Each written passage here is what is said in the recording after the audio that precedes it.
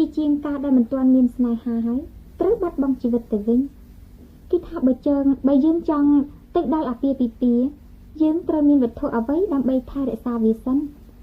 ដូចជានៅពេលនេះយើងស្ដាប់នាងប៉ែនរ៉មមើលនេះជាវិចាររបស់នាងប៉ែនរ៉មនៅបទមេតាអូនផងតាមលំនាំបទភ្លេងនិងទំនុកច្រៀងរបស់មិត្តភេទសម្បត្តិ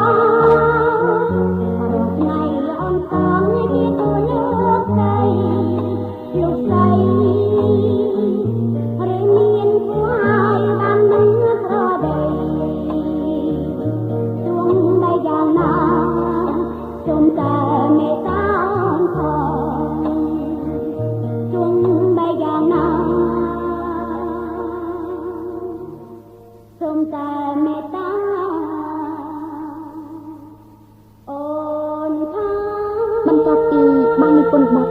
មេត្តាអូនថែមនេះហើយមិត្តភក្តិសម្បត្តិយើងនៅមានកង្វល់ម្យ៉ាងទៀតគឺគេកំពុងតែពិចារណាដើម្បីចុះសន្យារៀបអាពាហ៍ពិពាហ៍នឹងស្ត្រីម្នាក់គេយល់ឃើញថាដើម្បីនឹងជប់ក៏សន្យារៀបអាពាហ៍ពិពាហ៍នឹងស្រីម្នាក់យើងមិនត្រូវពិចារណាដោយស្មារតីជាមនុស្សប្រុសម្នាក់ស្រឡាញ់មនុស្សស្រីយ៉ាងទន់ខ្សោយនោះទេ